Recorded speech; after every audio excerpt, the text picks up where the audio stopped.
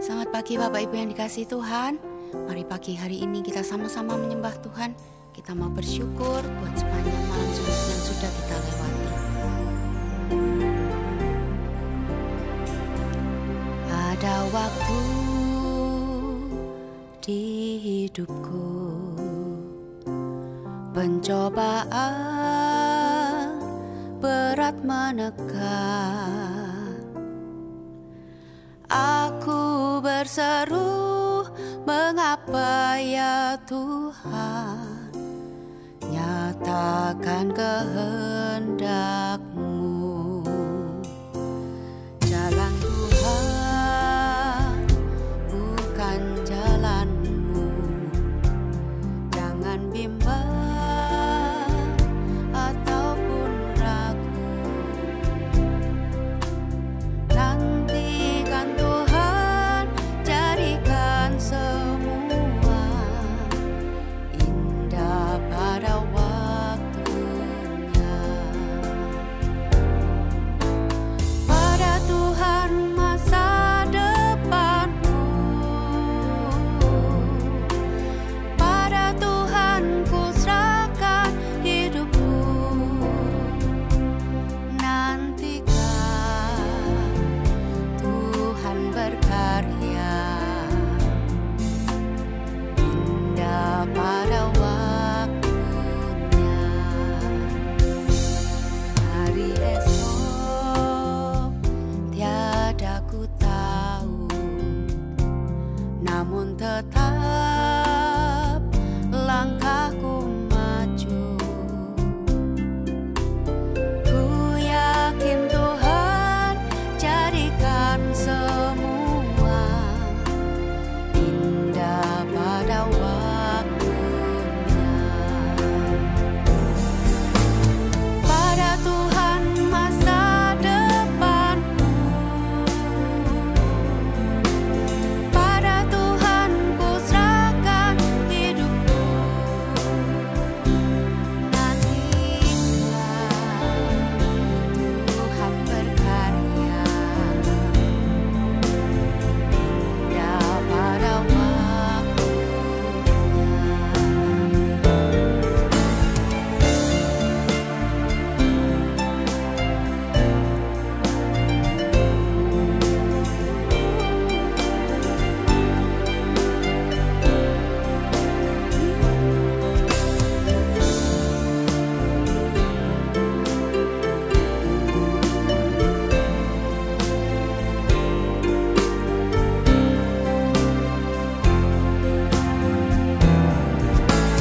pada Tuhan masa depanku, pada Tuhan ku serahkan hidupku. Nantikan Tuhan berkarya indah pada waktunya. Nantikan Tuhan berkarya indah pada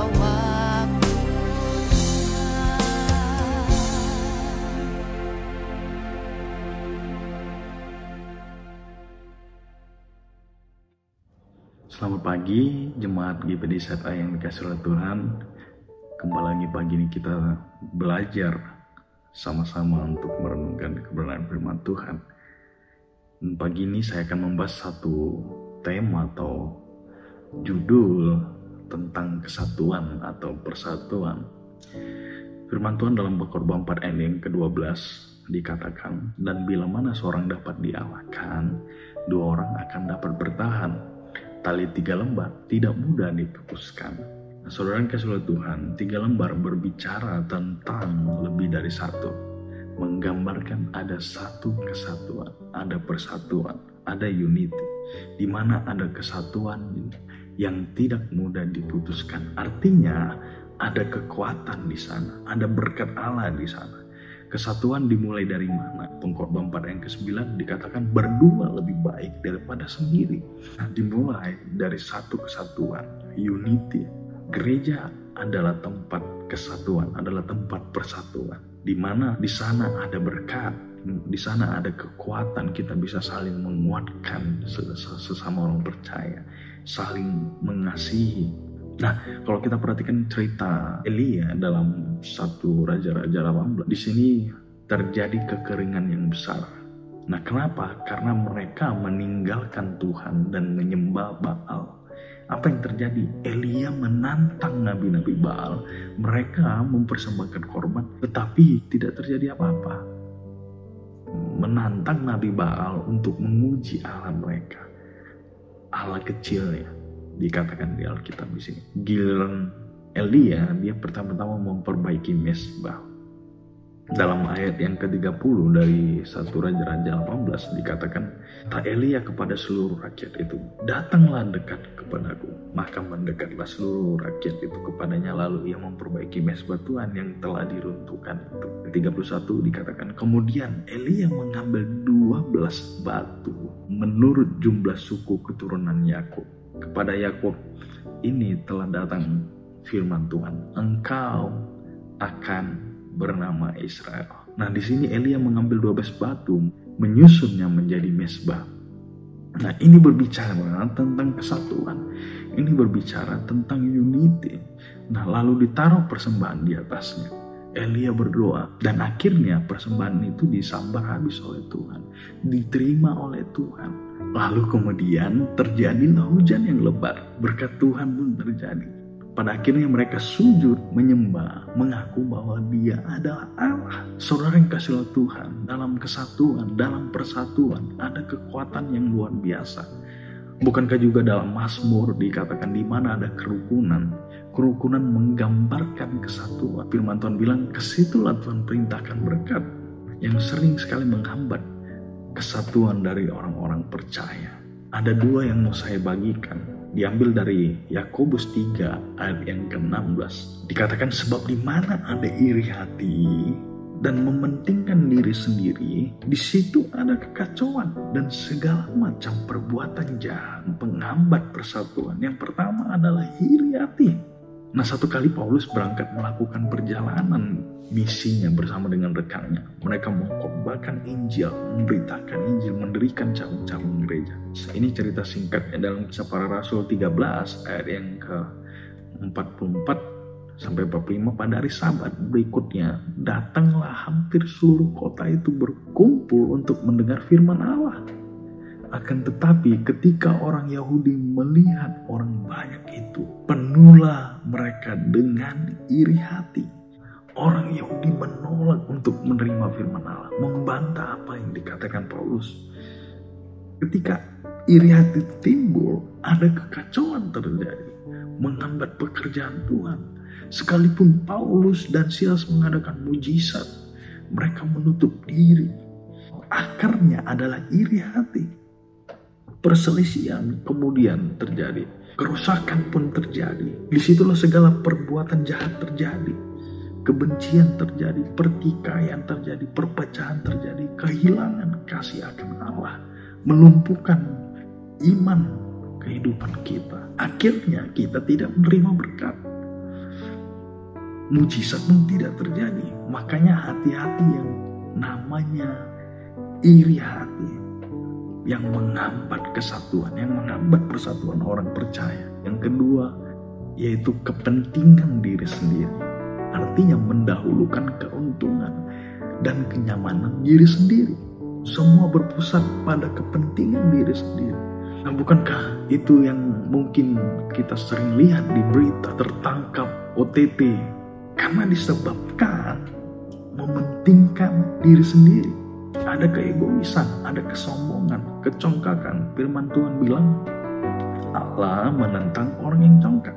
Nah, saudara yang kasih Tuhan, hati-hati juga dengan mementingkan diri sendiri. Nah, dua inilah yang saya bagikan, yang sangat penting untuk kita bisa menjaga persatuan, menjaga kesatuan, biar bisa kita menghindari yang namanya iri hati, kepentingan diri sendiri.